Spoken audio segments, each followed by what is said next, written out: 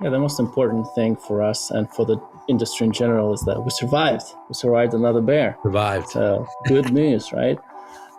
We could have died at like any time during this journey, like the entire industry, and especially Solana. When SBF thing exploded, like the entire industry went downhill and potentially could have never recovered, but it did, and it's very good news for us and for the ecosystem in general.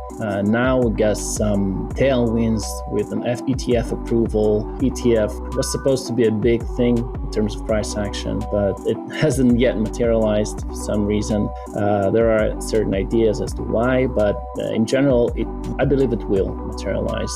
Positive price impact as well as defensibility of crypto. When a lot of people will own crypto indirectly through their ETFs exposure in their IRAs, 401ks, and all over, like in Asia and other maybe European countries, when ETFs will be approved here, it will be hard to kill crypto because it will affect a lot of general moms and pops. So it will be more government-proof once ETFs get some more steam.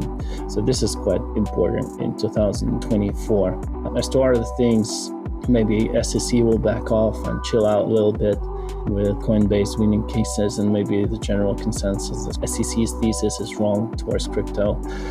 If the court system will prove that the chancellor has a wrong view on crypto, then it will be generally good for the industry because everyone follows what America does. And here in Europe with MiCA regulation, we already kind of figured it out, but we'll still be following the American precedent. So it's a second thing that could be important. So finally, we could get some, crypto can be bulletproof in terms of like governments, finally, because it's always been like the main risk. Regulation, governments, and stuff like that. And as to other things that should develop, I think the next narrative could be something based on what Solana is doing. People will try to figure out some new kind of blockchains, DeFis that are not Ethereum based.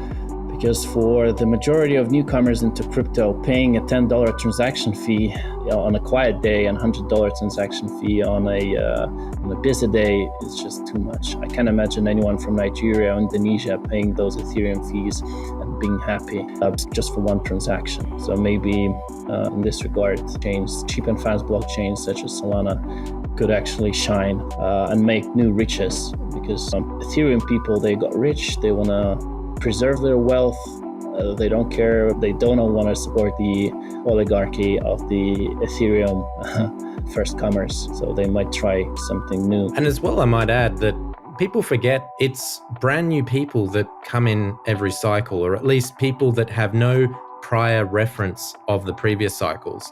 And people, certainly Ethereum people, will be like, oh, don't you care that Uniswap was the first AMM and it's on Ethereum and that's why you should respect Ethereum? No, the new person doesn't know, doesn't care, has no time reference, doesn't care that, you know, this one was first and it's on some other thing or whatever.